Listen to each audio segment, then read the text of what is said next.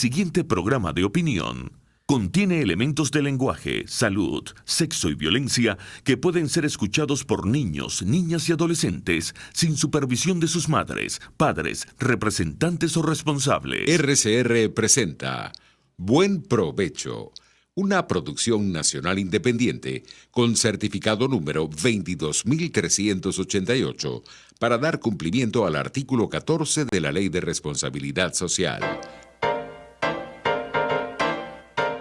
A partir de este momento, los invitamos a formar parte de esta mesa donde se componen y descomponen los problemas del país.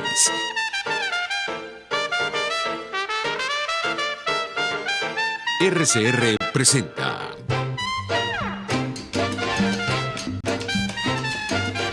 Buen Provecho con Thais Peñalver. Buenas tardes, maravillosa audiencia de Radio Caracas Radio. Sean todos bienvenidos a Buen Provecho. Hoy es miércoles, un día que le dedicamos junto al doctor Fernando Fernández a los derechos humanos y su monitor de derechos humanos.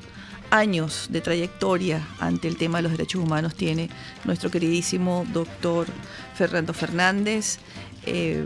Fue nada más y nada menos que director de Amnistía Internacional durante la era democrática, cuando apenas existía algunas pocas ONG de derechos humanos y se fundaba en aquella época lo que se denominó el Foro por la Vida.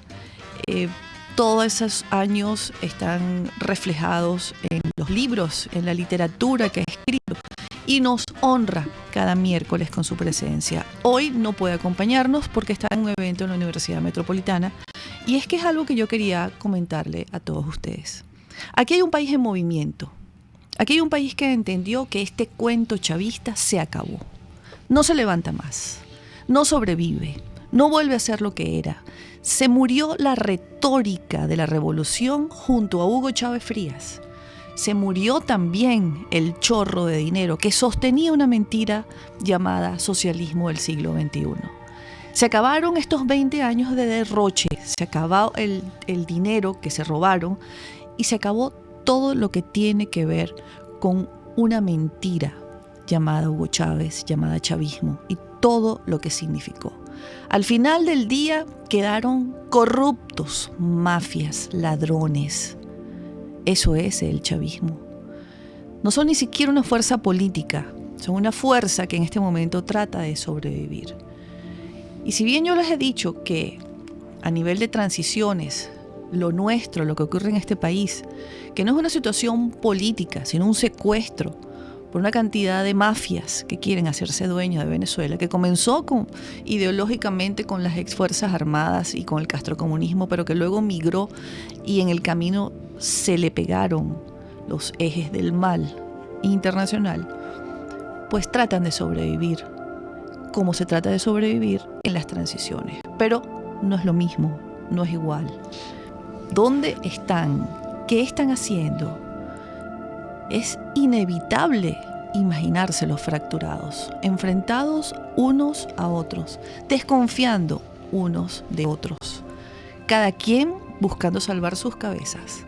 El problema es que no hay aquí una situación política que se pueda disculpar en una mesa de negociaciones con un adversario político y otro. No, aquí hay delincuencia organizada, crimen transnacional. No sé hasta qué punto puedan seguir buscando algún tipo de salvoconductos, algún tipo de perdones, cuando realmente están involucrados en delitos que el mundo moderno no perdona. Esa es la situación de ellos. Nuestra angustia, nuestro día a día no nos permite visualizar que ellos no solamente están en su peor momento, sino que no hay posibilidades de reivindicarse ni con Venezuela ni con el mundo. Yo le hago un llamado a quienes trabajan en la administración pública de los secuestradores. No están trabajando para un gobierno, están trabajando para eso que califica el mundo como mafias, como criminales, como delincuentes. No están trabajando para un gobierno, no están trabajando para un Estado porque ya el Estado no existe. Están allí con conocimiento de causa, están allí sabiendo que el mundo está condenando a este grupo, no vayan a decir mañana que no sabían, no vayan a decir mañana que no tenían la culpa, porque mañana no van a haber excusas. Este es el momento de los venezolanos, es el momento de que la indignación nos haga gritar basta ya. Y sí, hay que salir a las calles, hay que protestar. Cuando se protesta por la falta de energía eléctrica, esa protesta es de todos. Cuando se protesta porque no hay agua, no hay salud, no hay medicinas, no hay educación, esa protesta no es de unos pocos. Esa protesta tiene que ser masiva de cada uno de los millones de venezolanos que realmente les duela este país. Aunque muchos no lo ven porque están acomodados o fastidiados, les repito, aquí hay movimiento, aquí hay gente que está trabajando, gente que se está arriesgando, gente que lo está dando todo, absolutamente todo. Antes de darle la bienvenida a nuestro invitado, quiero darle las gracias a mi queridísimo amigo y compañero Daniel Lara Farías, quien estuvo cubriendo este espacio junto al doctor Fernando Fernández durante mi ausencia. Lo hicieron muy bien. Daniel es un gran intérprete de las necesidades, sobre todo las futuras de este país, y quiero agradecérselo públicamente, además de expresarle todo mi cariño que el mundo entero y él saben que le profeso.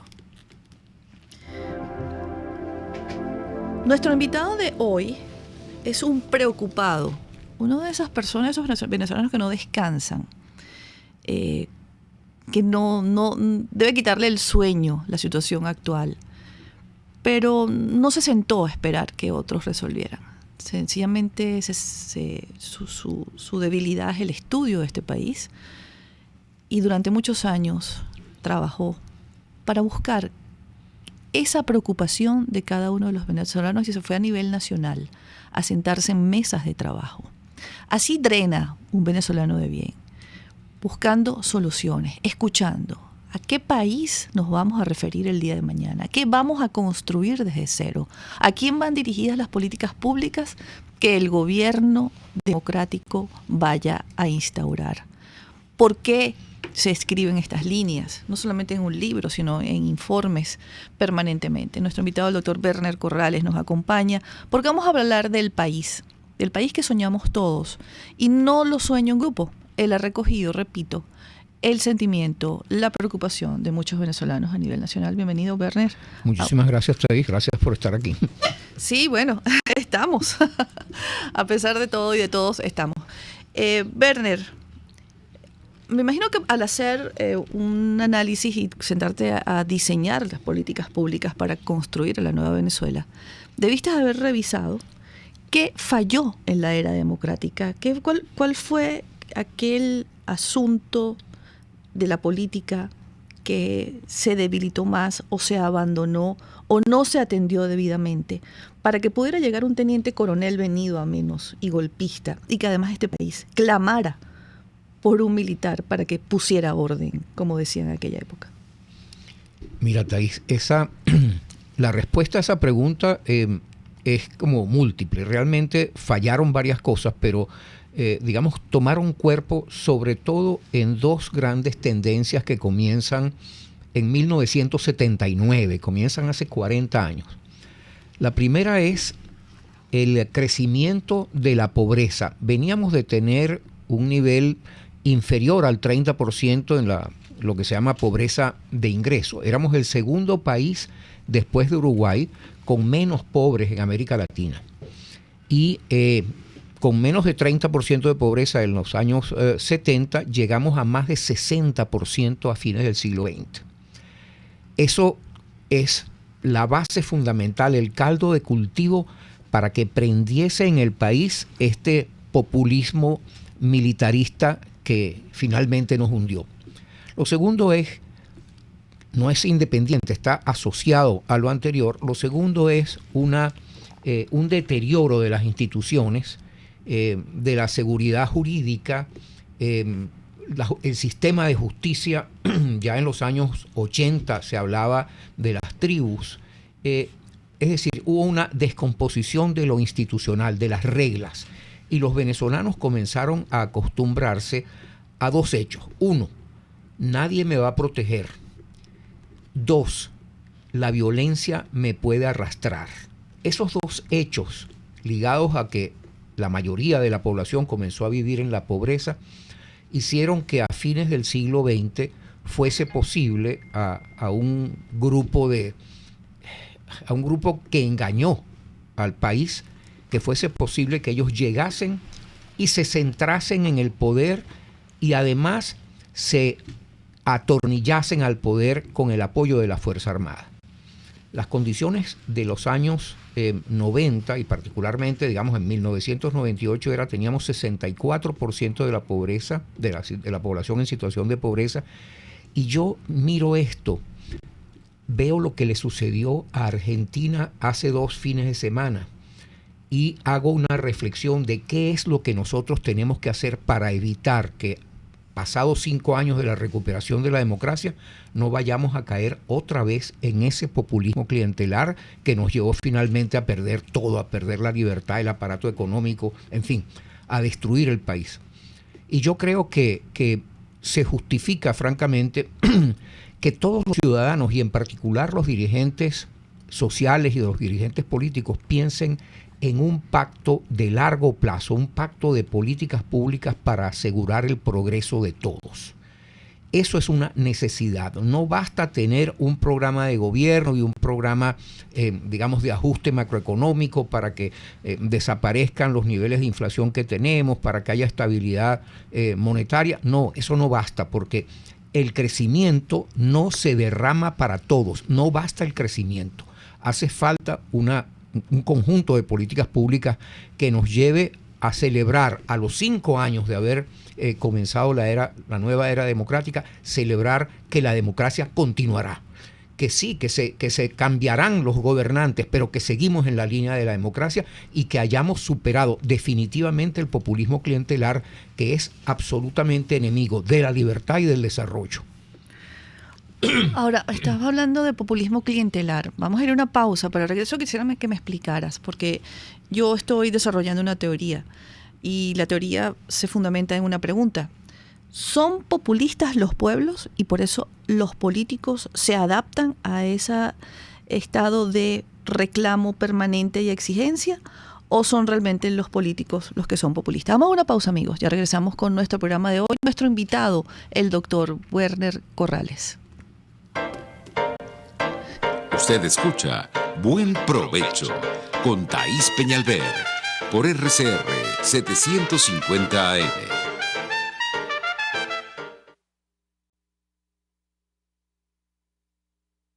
Sintonícenos a través de Periscope, @RCR750, la radio que se ve. Cuando hablamos de Honda, hablamos de Distasi Motors, el concesionario Honda que pica adelante en precios, condiciones y servicio. Todo el personal de Distasi Motors, tanto técnico como de atención, está actualizado, capacitado y certificado permanentemente para atender correctamente tu vehículo. www.distasi-honda.com.ve. Distasi Motors, tu concesionario Honda en Los Palos Grandes. Para tus celebraciones privadas, familiares, laborales o de graduación, te recomiendo el restaurante Lon Low. Acércate y pide tu presupuesto y ponle música, decoración, pasapalos, comida y más a tu celebración. Acércate y coordina para que tu celebración sea inolvidable y degustes exquisitos platos nacionales e internacionales. Avenida Teresa de la Parra en Santa Mónica, calle Rufino Blanco Fombona a la derecha después del centro comercial. Bar restaurante Lon Low, poquito, pero sabroso. RCR 750 AM, porque lo bueno une. Los grandes temas se debaten en la mesa. Buen provecho con Thaís Peñalver, @RCR750. Continuamos, amigos, acá en Buen Provecho. Estamos viendo y comentando que Televen está reseñando la locución del presidente encargado Juan Guaidó, pero que coloca en su leyenda presidente de la Asamblea Nacional. Estas son las cosas que pasan en paralelo. Pareciera que hay varios países varias Venezuelas. La Venezuela de Televen es una Venezuela completamente distinta. Al no colocar presidente encargado Juan Guaidó, pues no lo están reconociendo. Entonces, ¿a qué jugamos si como un medio de comunicación que debe ser responsable y consecuente con la información real, no le estamos diciendo al país, o por lo menos a quienes ven ese canal, que de acuerdo a un mandato constitucional, el diputado Juan Guaidó es presidente encargado de Venezuela? Cuando analizamos o hacemos críticas a lo que está pasando, no debemos dejar de lado todo lo que también se suma a esta situación de confusión. Repito, los medios de comunicación están obligados, porque la información es un derecho humano, a dar la información tal y como es. El 10 de enero se presenta en Venezuela una situación de vacío de poder provocada por la convocatoria ilegal de unas elecciones el 20 de mayo. El mundo levanta su voz, pero parece que aquí en Venezuela todavía muchos no han entendido qué es lo que está pasando constitucionalmente en este país.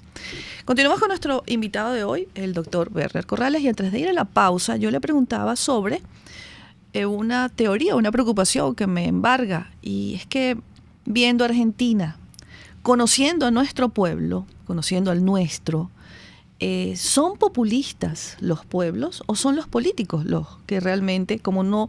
Para mí, Werner, un político populista es un político que no tiene argumentos, que no tiene ideas, que no tiene narrativa, que no tiene contenidos, que no tiene nada que ofrecer, que en su país, en su cabeza no hay un país para construir, sino que, bueno, se pliega a las necesidades, a las misiones o a los planes como que son subsidios, como ocurrió en Argentina. Mira, el liderazgo es una relación entre quien ejerce la dirigencia y la base a la cual él intenta guiar como líder. No es una dirección que va, no es una relación que va en una sola dirección, es una relación dialéctica. El populismo, si yo quisiera resumir en pocas palabras lo que es el populismo es una relación de ese tipo en la cual los líderes se ponen en sintonía con la queja o con la frustración de la sociedad. Sobre todo los populismos de los últimos 20 años, que hoy en día los neopopulismos están amenazando a las democracias en todo el mundo, no es solamente en los países en desarrollo o en los países pobres.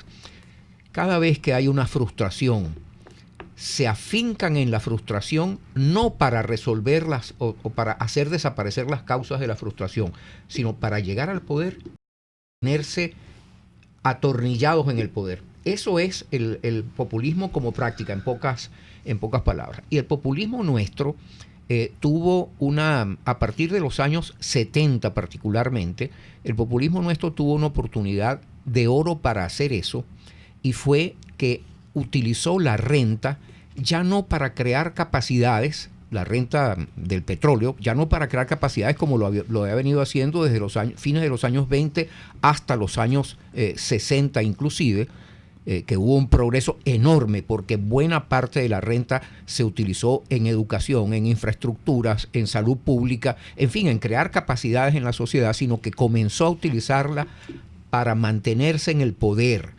El populismo que usó, el populismo rentista que arranca en Venezuela en los años 70 con el primer boom de precios internacionales del petróleo, utilizó la renta fundamentalmente para mantenerse en el poder, para los subsidios que no generan nuevas capacidades. No es de extrañar que desde los años 80 en adelante nuestro sistema de salud pública se vino al suelo. No fue con el populismo chavista. En los años 80 y 90 se había deteriorado muchísimo el sistema de salud pública. El sistema de educación público que había construido la clase media venezolana desde los años 40 hasta los años 60, inclusive también comenzó a deteriorarse. Se dejó de construir infraestructuras, se dejó de hacer inversiones productivas importantes como las que se habían hecho antes. La renta se usaba en subsidios para mantenerse en el poder, para ganar las elecciones. Eso llegó al colmo de la exageración con Chávez, con el gobierno de Chávez. Pero es el mismo mecanismo. Tenemos que salir de ese mecanismo porque si seguimos dejando que los partidos al llegar al poder utilicen ese mecanismo para repetir, para mantenerse en el poder, no va a haber manera de crear suficiente riqueza, no va a haber manera de volver a crear capacidades en todas las personas y por lo tanto si los venezolanos no van a poder ser agentes de sus propias vidas, sino que van a tener que estar dependiendo de lo que le dé el Estado, se completa el círculo vicioso. Es efectivamente un círculo vicioso en el cual la sociedad termina acostumbrándose a que le tienen que dar, pero tampoco recibe oportunidades, porque en lo que se usa la renta no es en creación de capacidades. Así veo yo el problema del populismo nuestro. Ahora, en Venezuela, si queremos generar progreso para todos, que creo que es una necesidad para que no reaparezca el populismo clientelar del lado de la ultraizquierda, porque no va a desaparecer, el chavismo no va a desaparecer en Venezuela. Tenemos que crear progreso para todos y eso implica amarrar en un gran acuerdo político que dure 25 años por lo menos, amarrar 5 grandes políticas. La primera que voy a mencionar es una reforma institucional que haga que los partidos al llegar al poder no puedan utilizar la renta o los proventos del Estado en seguir haciendo bolsas clap, por hacer una caricatura. Que tengan que utilizar la renta, la tengan que utilizar en determinadas proporciones, por ejemplo, en educación, en apoyo al Sistema Nacional de Ciencia, Tecnología e Innovación, en reproducir, en construir nuevamente infraestructuras, porque estamos atrasados por lo menos 20 años en la dotación de infraestructura. Esa es la primera de todas, una reforma institucional que le corte las alas al populismo clientelar. La segunda es una política de elevación de la calidad de la educación que reciben los niños de los hogares populares, los niños y los jóvenes. Lamentablemente, el efecto que va a lograr la educación en la creación de capacidades en la sociedad toma un largo tiempo y mucho más largo tiempo tomaría si tenemos que depender del sistema educativo actual para proveer esa educación de calidad. Tiene que tomarse la educación como un proyecto nacional de toda la sociedad venezolana. Las escuelas privadas tienen que participar en la educación pública, en la educación gratuita o de muy bajo costo para los hogares populares. Los maestros, hay que dar oportunidad de que los maestros se organicen, por ejemplo, en cooperativas para que ellos, incluso recibiendo las escuelas o las dotaciones en comodato, puedan prestar el servicio educativo. Tiene que arrancar una nueva educación de calidad para todos los jóvenes y niños venezolanos muy rápidamente. La educación es el camino para erradicar la pobreza, ¿cierto? Definitivamente. Lo que pasa es que tiene que complementarse, sobre todo en el corto plazo, tiene que complementarse con una serie de otras medidas y entre ellas, bueno, lo del populismo es evidente, pero hay una que es muy importante. ¿Cómo hacemos para que la economía venezolana, la construcción de una nueva economía, nos lleve hacia una economía del conocimiento, que es lo que nos puede permitir generar riqueza de verdad? En el mundo se está compitiendo con base en el conocimiento. Ya no podemos pensar en que vamos a tener una economía suficiente para que crezca el bienestar entre todos, partiendo de los recursos naturales. Pero resulta que la economía del conocimiento genera oportunidades de empleo para gente que tiene formación. Y lamentablemente las 2/3 partes de nuestra fuerza de trabajo tiene unos niveles de capacitación que no son los que le permitirían integrarse en esa economía. ¿Cómo hacer para generar empleo? Para no estar repartiendo dinero. ¿Cómo hacer para generar empleo suficiente? Bueno, se ligan 2 grandes necesidades que tiene la mayoría de la población venezolana, que son las siguientes. Hay una necesidad de mejorar el estándar de servicios públicos, agua, electricidad, teléfono, seguridad, vialidad, en los hábitats que ocupa cerca del 70% de la población venezolana, que son los barrios populares. Si se plantea un proyecto nacional de 20-25 años para que todos los barrios populares de Venezuela eleven sus estándares, se mejore la calidad de vida de la gente, Eso es un programa que genera muchísimas oportunidades de empleo, pero muchísimas oportunidades de empleo de relativa baja exigencia de formación profesional. Esas son las otras dos líneas de política que habría que amarrar en ese pacto por el progreso de todos. Vamos a comenzar, por cierto, hemos ya iniciado una promoción de la idea del pacto entre organizaciones de la sociedad civil. Hemos solicitado, por ejemplo, reunirnos con organizaciones de la Iglesia Católica y de otras confesiones. Estamos promoviéndolo entre muchas ONG, con las organizaciones empresariales, porque la idea es que tiene que salir de la sociedad venezolana, que se dé cuenta del problema social y ético que tenemos, que el 92% de los venezolanos estaban en situación de pobreza en el año 2018. De ellos seguramente algunos se reinsertarán tan pronto comience a crecer la economía, pero no es verdad que la economía, por su simple crecimiento, le permita insertarse establemente a todos. Y por eso necesitamos actuar.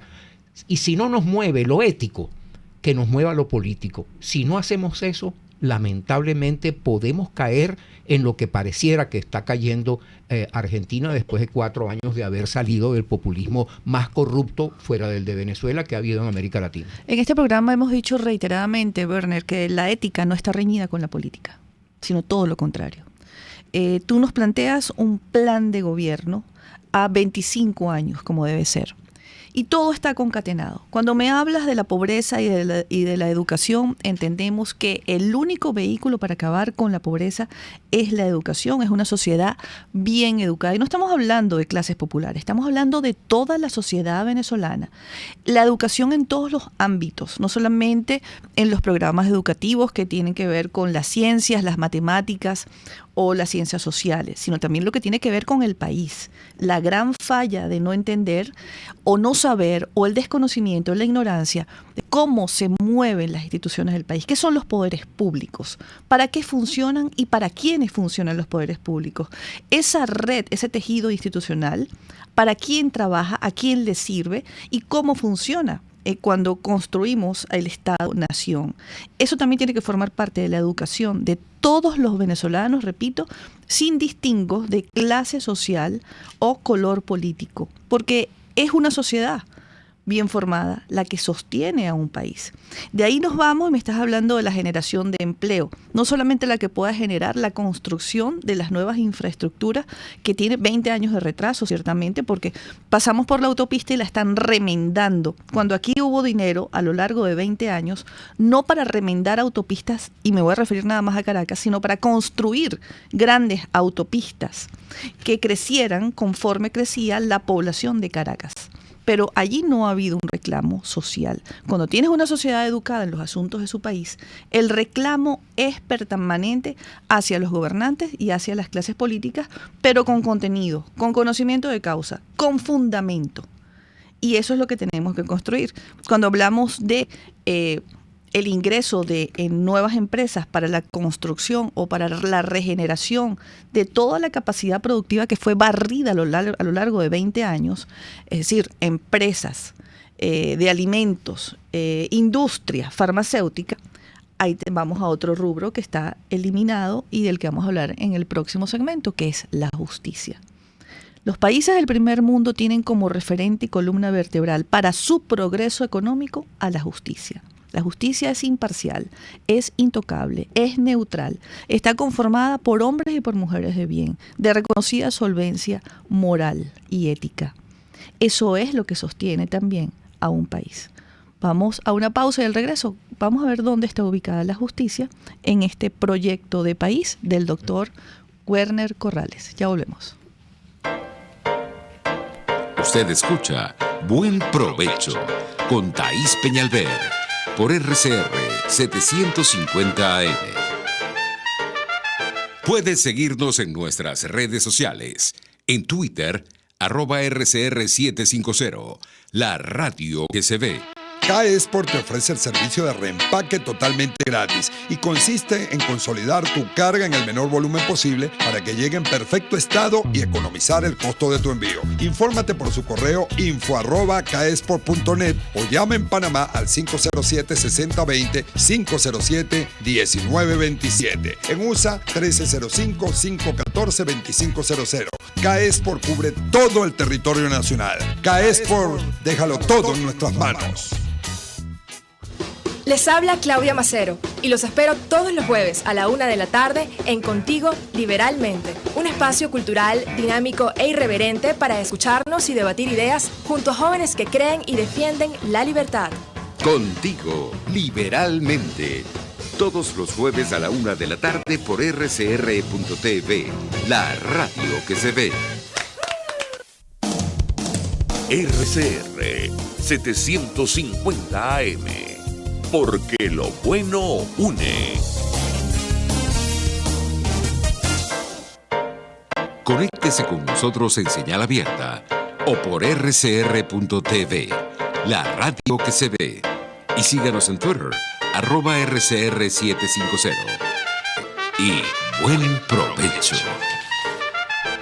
Continuamos, amigos, acá en Buen Provecho. Y bueno, estamos haciendo un viaje imaginario por la construcción. A mí, Werner, a veces no me cala muy bien eso de la reconstrucción, porque ya cuando llega Hugo Chávez Frías al poder, ya ninguna institución se sostiene en pie cuando tienes a un teniente coronel venido a menos, que además no era nadie en la gran conspiración y de pronto es presidente. Ya ese país está mal, y tú lo has descrito también con cifras. De los años 70 comienza el declive de la democracia, pero también de la sociedad democrática, porque no llega un teniente coronel venido a menos, ni se le otorgan sobreseimientos a unos golpistas cuando hay una sociedad verdaderamente democrática y comprometida con el país. No se destruyen los poderes públicos ni se revienta el tejido institucional donde hay una sociedad democrática. No se le dice manos arriba a la justicia, como hizo Hugo Chávez Frías en aquella apertura del año judicial, donde estaban los jueces vestidos, los magistrados vestidos de toga y birrete, y esos magistrados, de una manera insolente e irrespetuosa hacia la sociedad venezolana, cantaban "U.A. Chávez no se va". Ese fue el día que murió la justicia en Venezuela, pero el país continuó. No se registra ni una sola protesta ciudadana, ni una ONG, ni nadie. Nadie levantó su voz. Yo soy un ratón de investigaciones y solamente 3 o 4 artículos de opinión alertaban. Uno de ellos era de Asdrúbal Aguiar. Sí, no me equivoco, lo recuerdo, que era de Asdrúbal Aguiar, que levantaba su voz ante aquel episodio. En esta nueva Venezuela, en esta construcción, en este pacto, ¿dónde queda la justicia? Mira, el pacto está propuesto como un amarre político, como la creación de un compromiso político alrededor de una serie de líneas que algunas de ellas tienen que cumplirse primero. Tienen que cumplirse a lo largo de un periodo relativamente largo. No creamos que se puede construir una nueva institucionalidad en 5 años. Yo pienso, para mí, el periodo de transición es el periodo que se dará entre estar en un régimen absolutamente autoritario, sin instituciones democráticas, donde la democracia liberal como tal desapareció, y el momento en el que se hagan elecciones. Pensar que allí se concluye la transición es realmente ingenuo. Es ingenuo. La transición nos va a tomar. Pero hay mucha gente que piensa así. Estamos hablando de personajes importantes de la sociedad venezolana, incluso políticos de la sociedad venezolana, que han hecho ver al pueblo de Venezuela que esto va a ser un quítate tú para ponerme yo, o un borrón y cuenta nueva. Y además que eso va automáticamente a resolver todos los problemas. Y no, tenemos más de 40 años deteriorándonos. Yo espero que no nos tome 40 años la transición para estar nuevamente en una buena situación en términos, por ejemplo, institucionales, pero sí nos va a tomar por lo menos unos 10 o 15 años, porque hay que reconstruir una cultura. Tú tocaste un punto que es fundamental. Ningún país sufre la destrucción de su economía y de sus instituciones si no ha habido simultáneamente una destrucción de los valores de su cultura ciudadana. Y en Venezuela la cultura ciudadana viene también deteriorándose, se viene desdibujando se vienen trocando valores. Por ejemplo, el que haya la necesidad de hacer un esfuerzo individual y de un esfuerzo solidario frente a que haya que esperar que me den, o como dice la conseja, que me pongan donde haya. Eso, lo último que dije, refleja en buena medida, muy lamentable, pero refleja en buena medida la cultura política o la cultura ciudadana de Venezuela. Eso también hay que comenzar a sustituirlo. Yo no diría reconstruirlo. Es que, por ejemplo, con la educación que mencionabas antes, la educación en valores desapareció en Venezuela hace años. Totalmente. No es nada más conocimientos y habilidades, es valores. Y allí tiene que haber un esfuerzo de todo el sistema educativo, pero además tiene que haber un esfuerzo de los medios de comunicación que contribuyan, y de la familia, evidentemente. Todo. Pero parecía algo cursi hablar de los valores que nacen en la familia. No solamente sí. A lo largo de estos 20 años se aplastó, pero antes era cursi ser honesto, antes era además muy descalificado aquel funcionario público que no robaba, y la propia sociedad le decía, pero es que si no robas, otros van a robar por ti. Aquella frase tan lamentable de que no solo somos suizos, tratando de justificar que no somos capaces de defender, pero para mí es fundamental una sociedad formada, porque los políticos y los gobernantes son pasajeros, Werner. Yo siempre insisto con esta retórica. Los políticos son pasajeros y los ciudadanos quedamos. Y muchas de las cosas que han pasado porque esta sociedad lo ha permitido. Y han sido hechos que en otras sociedades, uno solo de los tantos que han ocurrido a lo largo de 20 años, hubiesen causado conmoción social. Es que tenemos que reconocer que realmente los valores de la cultura ciudadana venezolana prácticamente son irreconocibles con respecto a los de una sociedad donde la justicia impere. Por ejemplo, porque solamente impera la justicia cuando yo acepto que no me puedo comer la luz roja. Una cosa tan sencilla como eso. Y cuando ves a un conductor hacerlo, se lo reclamas. Efectivamente. O sea, porque ahí viene la actitud, la participación permanente de aquel ciudadano que tiene sentido de pertenencia y arraigo con su país. Le pertenece. Esa violación de una señal de tránsito, porque en las sociedades modernas, y en la nuestra debería ser así también, el semáforo es la autoridad. Violar la autoridad debe ser algo que indigne a los ciudadanos. Y el reclamo, si fuese colectivo, pues la próxima vez esa persona no lo va a hacer, ¿no? Y así vamos educando todos a nuestros conciudadanos con un país que queremos todos, ¿no? Absolutamente. Bueno, vamos a una pausa. Ya pasamos por la justicia. El gobierno ideal es presidencialista. ¿Qué estamos viendo en este momento? Estamos viendo una coalición de partidos que respaldan a un gobierno interino. Muchas de las decisiones que se han debido tomar a lo largo de estos casi 9 meses no se han dado porque no hay acuerdos políticos. ¿Estamos preparados nosotros para un gobierno parlamentario o definitivamente nuestro ADN debe ser presidencialista para que se tomen decisiones ejecutivas sin consultarle a los demás, en este caso los partidos políticos? Vamos a una pausa, amigos. Ya regresamos con el final de nuestro programa y los últimos minutos con nuestro invitado de hoy, el doctor Werner Corrales. Conéctese con nosotros en señal abierta o por rcr.tv, la radio que se ve. Y síganos en Twitter, @rcr750. Y buen provecho.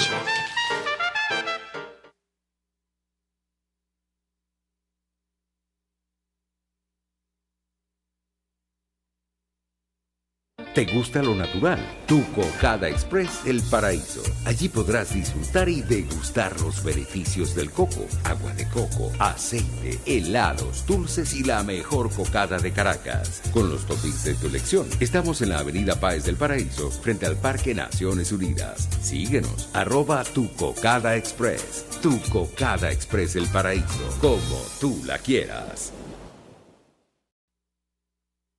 Si buscas cauchos especiales y específicos para tu rústico, te recomiendo Cauchera Fran Luis, donde los consigues como tú quieres, al mejor precio y con las mejores promociones. Bajando por la avenida Baral, al final, al lado del banco, teléfono 0212-481-1752. Correo caucherafranluis72 @gmail.com. Cauchera Fran Luis, tu mejor opción. Pluralidad contigo. Respeto contigo. Responsabilidad contigo. Libertad contigo. Estamos contigo y punto. De lunes a viernes a la 1 de la tarde. Contigo. Solo por RCR 750 AM. Porque lo bueno une. Los grandes temas se debaten en la mesa. Buen provecho. Con Thaís Peñalver, @RCR750. Bueno, hemos llegado ya al final de nuestro programa. Nos quedan 4 minutitos, pero en este breve tiempo espero que nos responda el doctor Werner Corrales. Es importante saber si estamos preparados para un gobierno presidencialista que también necesitan de los parlamentos para tomar las grandes decisiones, o un gobierno eminentemente presidencialista que muchas personas señalan al presidente encargado Juan Guaidó por no haber tomado decisiones. Parece que se les olvida que él no fue elegido en unas elecciones y que no tiene autonomía de vuelo para tomar esas decisiones ejecutivas y que requiere de el respaldo y el aval de esos partidos políticos que le dieron el voto para que fuese presidente encargado. Mira, la reforma del Estado, la reforma de las instituciones pasa por tener un nuevo sistema que legitime a las autoridades y además que sea capaz de renovar las autoridades cuando hay crisis política.